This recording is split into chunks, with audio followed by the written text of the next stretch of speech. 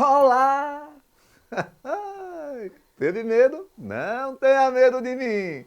Estamos aqui mais uma vez, eu e minha amiga Nilde, perfeito, grande intérprete, para trazer para vocês mais uma aulinha sobre a biologia dentro do estudo de ciências do 9º ano. Lembrem, o ano que vem vocês estarão no ensino médio.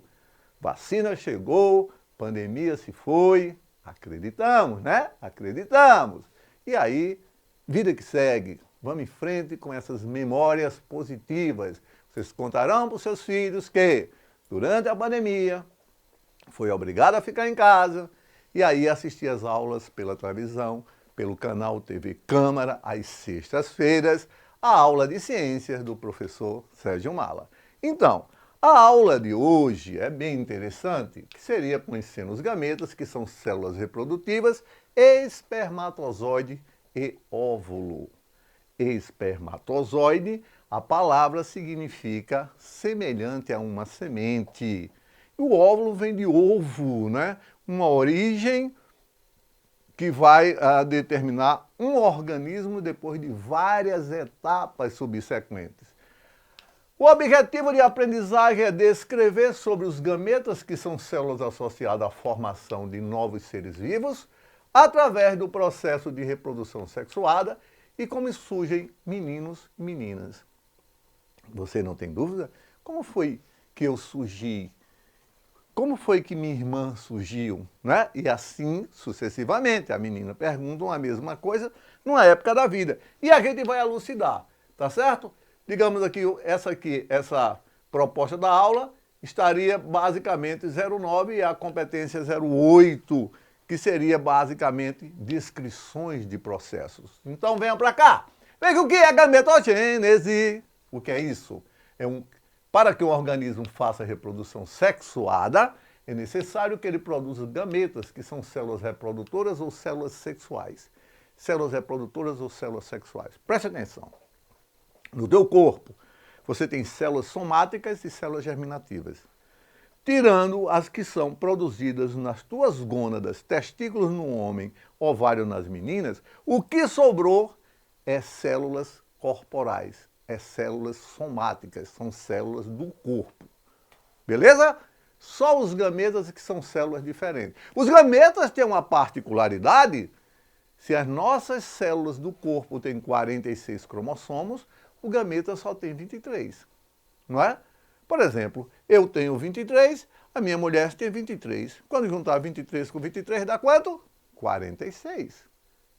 E aí saiba, se um embrião for formado por 45 ou 47, ele até nasce, mas ele tem síndromes, não é? Que a gente chama de aberrações cromossômicas. Porém, se ele tiver só 44 ou se tiver 48, ele é abortado, ele não chega a nascer. O que é que acontece? Não vai em frente o processo. Olha aqui um espermatozoide, olha aqui um óvulo. Um processo especial se desenvolve para a formação de gametas, que nós chamamos de gametogênese. Gênese é origem, lembra dessa palavra, origem dos gametas, que é simplesmente a formação de células sexuais. As masculinas eu chamo de espermatogênese, dos meninos, e a feminina eu chamo de ovogênese ou ovulogênese, que, como o próprio nome diz, é a formação dos gametas, óvulo e espermatozoide, feminino e masculino. Ok? Muito bem. O ciclo biológico do homem. Olha que coisa linda. Aqui é você. Aqui é a sua amada. Você no seu testículo e ela no ovário dela sofrem meiose, que é um tipo de divisão celular, e você forma espermatozoide com N cromossomos e ela forma óvulo com N. Aí vocês fazem amor e ocorre a fecundação e aí forma um zigoto 2Ns. Esse zigoto 2Ns vai começar a sofrer divisões mitóticas até formar um novo indivíduo 2N. Porém, quando ele estiver na idade fértil, o que é que vai acontecer? Ele vai reduzir de 2N para N, e a partir do momento que ele reduzir para N e encontrar uma parceira, N ele dá, N ela dá, N com N, 2Ns restitui o número normal da espécie. Esse é o ciclo biológico do homem. Não é legal? Você é 2Ns, sua mulher é 2Ns. Se você passasse 2N, sua mulher 2Ns, daria quanto? 4N, 96 cromossomos. Oxi! Com 48 não nasce cromossomo, quanto mais com 96. Então a espécie humana e nenhuma outra espécie existiria. Aí a natureza, baixinho, a natureza fez o seguinte, reduz, mas reduz em todas as células do meu corpo? Não, só nos gametas, que são as células reprodutoras. Ok? Muito bom, né? Os espermatozoides gameta masculino originam de células diploide, que são as 2Ns, especiais denominadas de células germinativas. Tanto no homem como na mulher, as células germinativas encontram-se em órgãos denominados gônadas. As gônadas masculinas recebem o nome de testículo. Preste atenção, ó. Você tem o testículo, localização externa, dentro de uma bolsa chamada de saco escrotal, ok? Ok. Vocês, alguns aí já devem ter uma motinha do pai, do tio, ou mesmo fazer alguma coisa de ajudar na casa de vocês. E é muito comum os meninos usarem umas cuequinhas de algodão apertada e botar uma calça jeans mais apertada ainda. Passa o dia fazendo entrega, sentado num banco de uma moto. O que é que vai acontecer? Vai superaquecer, não vai? E aí os espermatozoides não serão produzidos da forma que deveria. Esse tipo de situação gera esterilidade, só que é uma esterilidade temporária. É só você deixar os seus testículos respirarem, né? Refrescarem, para que você volte a produzir normal. Só que isso vai durar um período, até 2 meses. Então veja, tá aqui ó, o seu testículo, tá certo? Que é isso aqui. Só que ele fica dentro de um saquinho chamado de saco escrotal. Né? É uma prega de tecido, uma prega externa. Aí você teria aqui um corte dele direitinho, ó. Eu tenho aqui, ó, esses septos, onde são produzidos gametas, pessoal. E aqui eu mostro um corte mais detalhado de um gameta sendo produzido. O que é interessante? Há várias doenças que levam à esterilidade. Há várias doenças. Por exemplo, um choque mecânico, um chute, uma bolada, caiu no quadro da bicicleta. Tudo isso pode gerar lesões aqui. Quando você tem o testículo inflamado, a gente chama de orquite. Uma coisa que você pode olhar depois de um trauma desse, antes até de ir para o médico, se estiver doendo, é observar o tamanho dos testículos. O testículo direito é sempre maior do que o testículo esquerdo. Se os dois estiverem no mesmo tamanho depois de um trauma, é de acreditar que um deles está com processo inflamatório. E aí você vai para que você, no futuro, não tenha problema de esterilidade. Ok? Então vamos lá. A espermatogênese é bem interessante, ó. É a gametogênese masculina, que é o processo de formação de espermatozoide, SPTZ. Muito bem. Você nasceu e vida que segue. É um pirralhinho, 4, 5, 6, 7, 8, 9, 10. Oi! Você começa a sentir umas diferenças em você. Essas diferenças aparecem uns pelinhos assim, aparece embaixo do sovaco, aparece no púbis, aquela estrutura que tinha lá, que você fazia xixi, que chamava de... Eu lavava a pintinha de meu filho, sua mãe dizia, já está ficando diferente, sua mãe já não lava mais, e você vê que está modificando algumas coisas. Você quer resolver as coisas na briga, você passou a ter um comportamento um pouco mais agressivo, porque você está entrando na fase hormonal do processo. Aí a primeira fase é multiplicação, ocorre por volta dos 9 a 11 anos, onde algumas células chamadas germinativas começam a sofrer mitoses constantes. Depois cresce e depois entra na meiose, que a gente chama de maturação. Ele faz logo 2 células, depois faz 4. O nome dessas células é espermatócito secundário e depois espermátide. Porém, se você olhar, ó, eu reduzi isso aqui, ó. Aqui já estaria pronto para fecundar. Mas aí eu preciso do espermatozoide nadando para chegar lá ao óvulo. Então eu tenho que fazer o quê? Transformações, que a gente chama isso de espermiogênese. É justamente aqui que gera o maior problema de temperatura, de drogas que você usa para formar o espermatozoide. Então seu espermatozoide não fica perfeito e você pode ser estéril. Não vai ser papai, não vai ser papai, não vai ser papai, não é? Muito cuidado. E aí eu mostro a espermiogênese, né? Ó, por meio de um processo chamado espermiogênese, as espermátides passam por profundas transformações, evoluindo finalmente para espermatozoides. Estes apresentam a cabeça, onde se encontra o material genético da região anterior, localiza-se o acrossomo, que possui uma enzima que vai ajudar na penetração do óvulo. Então veja só, eu tenho essa célula espermátide, ela começa a sofrer modificações, ó, perder pedaços, se ajuntar e se transformar nesse míssil, o míssil da reprodução. É? Foi você nasceu assim, danadinho. Olha o míssil. Pessoal, a melhor maneira de você vencer ambientes líquidos é nessa forma de míssil. Olha o motorzinho aqui atrás. Olha, ó. Isso aqui é a hélice, isso aqui é o motor, ó, isso aqui é o núcleo. Isso aqui é a metade de uma mala, isso é uma pochete. Papai passou uma pochete, mamãe passou outra pochete, nasceu mala, segue o mala. É assim mesmo, ó.